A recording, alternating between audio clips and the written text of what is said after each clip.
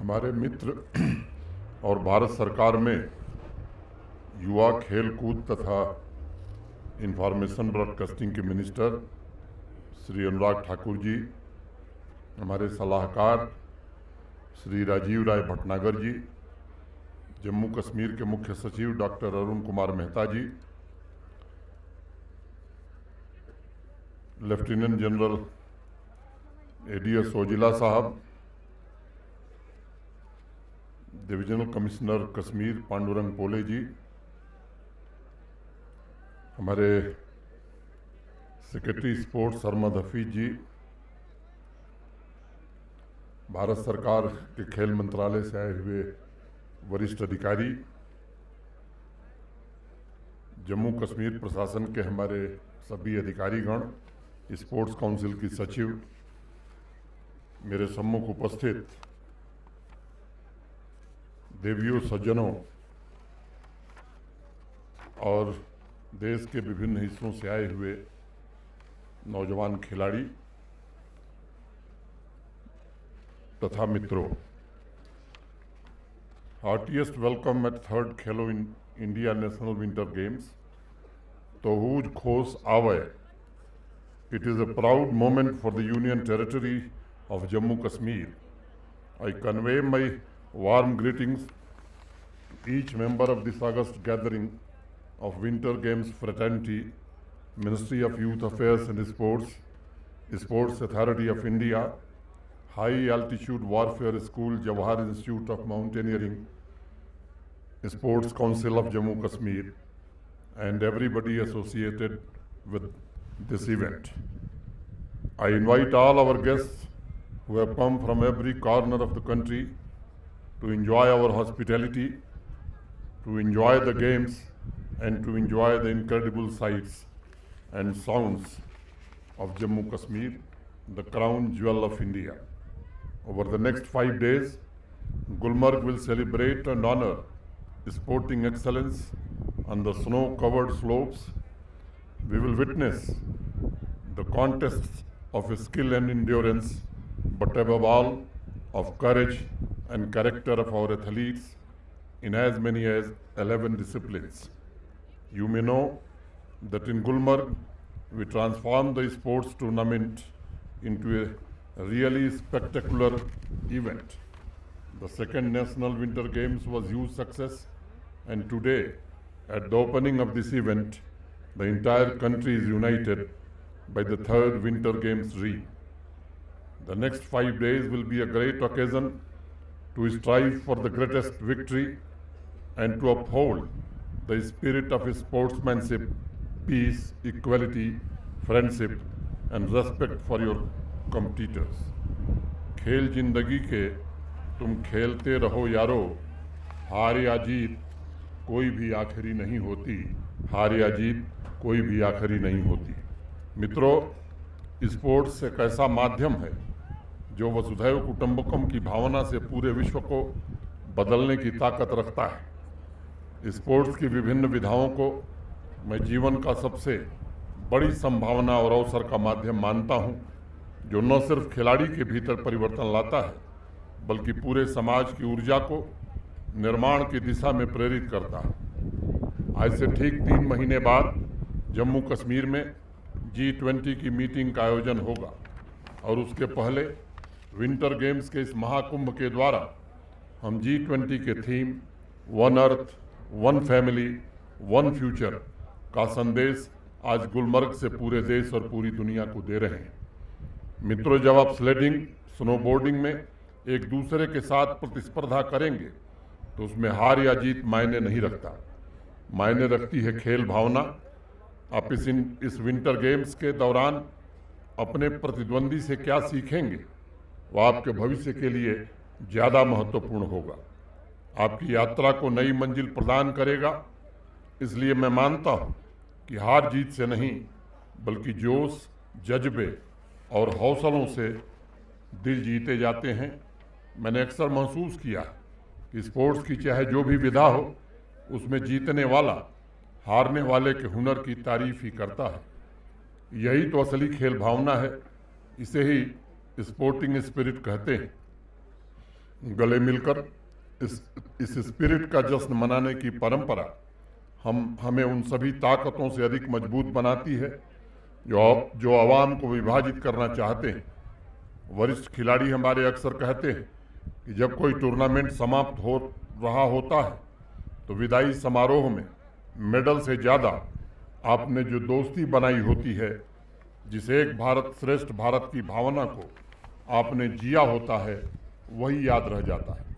इसलिए मैं आप सभी का आह्वान करना चाहता हूं कि अगले 5 दिन अपने अपने डिसिप्लिन में खेल प्रेमियों के साथ बर्फ से ढकी इन पहाड़ियों को अपने टैलेंट का जलवा दिखाएं और इस बात को याद रखिएगा कि अपने स्किल से आपने इस टूर्नामेंट को कितना जीवंत बनाया, यह लोग कभी भूल नहीं पाएंगे।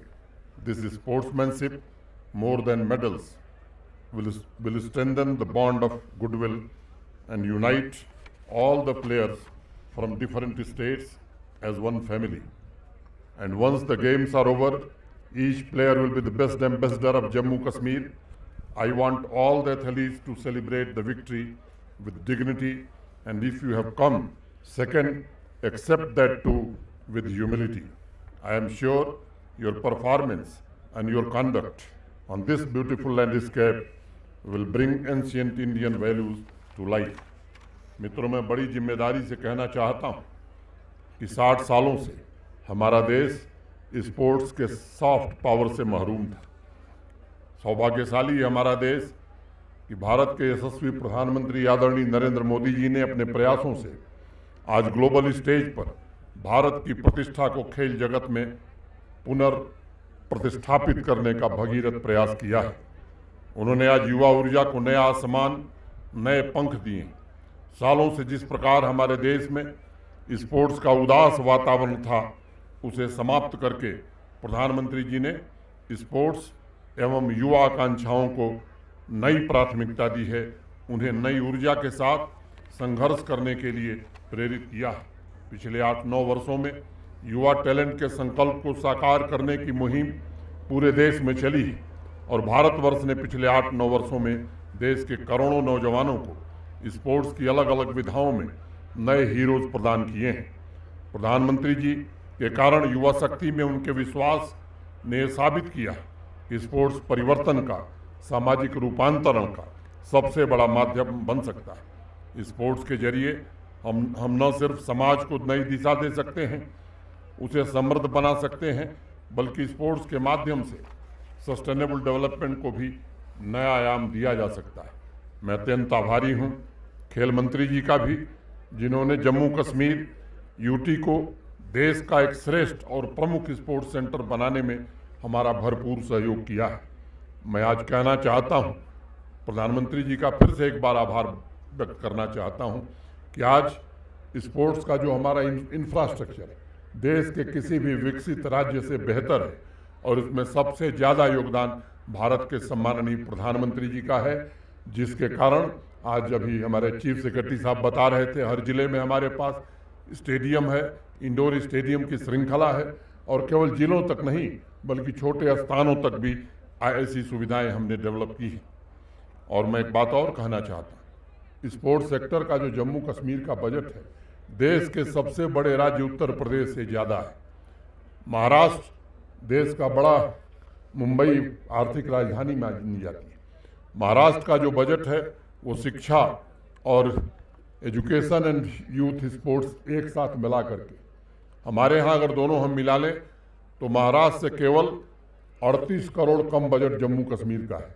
हरियाणा और केरल हमारे हमसे 2.5 गुनी 3 गुनी आबादी के राज्य हैं, उनसे भी हमारा बजट स्पोर्ट्स का ज़्यादा है।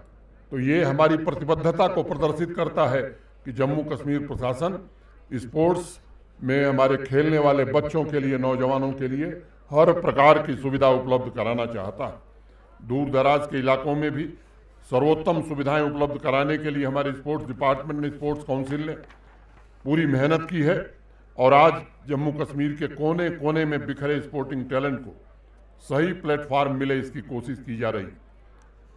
अभी यहाँ चर्चा हो रही थी, आप सबको मालूम है कि भारत सरकार ने गुलमर्ग में एक सेंटर ऑफ एक्सेलेंस स्थापित करने की स्वीकृति प्रदान की है। अभी मंच पर मेरी माननीय मंत्री जी से बात हो रही थी, हमने उनसे अनुरोध किया और उन्हें सहर्ष स्वीकृति भी दी है कि एक इंटरनेशनल कंसल्टेंट भारत का खेल मंत्रालय जल्द से जल्द अपने पहल पर अपने साथ जोड़ेगा और वो आकर के यहाँ की योजना बनाएगा ताकि आने वाले दिनों में centre of excellence of winter sports Gulmarg में, हमारे सेक्रेटरी सरमद हफीज साहब ने कहा कि हम लोगों ने जगह भी चिन्हित कर ली है, तो यह भी हकीकत में ये सपना जल्दी से जल्दी पूरा हो, इसकी कोशिश भी हम सब आने वाले दिनों में करेंगे। हमारे जो युवा खिलाड़ी हैं उनके कैरियर को भी ठीक ढंग से आगे अवसर मिले, इसकी भी कोशिश की जा रही है। नई स्पोर्ट्स पॉलिसी में इसका पूरा ध्यान दिया गया है। केवल नॉन गजेटेड नहीं, गजेटेड पोस्ट पर भी हमारे जो अच्छे खिलाड़ी हैं उन्हें नियुक्ति दी जाए। अभी पिछले दिनों मैंने एक मीटिंग में मुख्य सचिव और स्पोर्ट्स सचिव से कहा था कि जल्दी से जल्दी इस मीटिंग को करके इस काम को भी हम समाप्त करें, ताकि लंबे समय से जो हमारे प्रतिभावान खिलाड़ी इससे महरूम थे उन्हें जल्दी से जल्दी हम अवसर दे सकें। पिछले साल खेल की विभिन्न विधाओं में 50 लाख से ज़्यादा युवाओं ने भागीदारी की है। मैं यहाँ 3rd नेशनल विंटर गेम्स में भाग ले रहे सभी खिलाड़ियों से कहना चाहूँगा कि आपने वर्षों से कठिन प्रशिक्षण और प्रतिस्पर्धा के पश्चात जो मानदंड हासिल किया है, आज पूरी दुनिया को दिखाने का अवसर आया है। आइए अपने प्रदर्शन, खेल के आचरण से वो जादू दिखाएं जिसका पूरा देश इंतजार कर रहा है। I want to tell all the players, you are role models for millions of youth across the country. They are looking at you for inspiration. I am confident that each one of you will bring honor to the sports and to the country. अंत में 4 पंक्तियाँ कह के अपनी बात खत्म करूँगा। क्या हुस्न ने समझा है, क्या इश्क ने जाना है। क्या हुस्न ने समझा है, क्या इश्क ने जाना है। हम खाक नसीनों की ठोकर में जमाना है। ये इश्क नहीं आसान, इतना ही समझ लीजिए, एक आग का दरिया है और डूब के जाना है। एक आग का दरिया है और डूब के जाना है। मैं आप सबको हृदय से शुभकामना देता हूं और उम्मीद करता हूं कि एक सफल आयोजन 5 दिन बाद एक अच्छा अनुभव लेकर के आप जाएंगे। और अगर कोई दिक्कत आपको हुई तो मैं कह सकता हूं कि पूरा प्रशासन अपनी क्षमता से आपको सुविधाएं मिले इसकी कोशिश कर रहा है, लेकिन कभी कभी प्रकृति हर सुविधा पर भारी पड़ जाती है। तो मैं ईश्वर से भी प्रार्थना करता हूं कि कोई दिक्कत आपको न हो। बहुत बहुत धन्यवाद। नमस्कार। जय हिंद।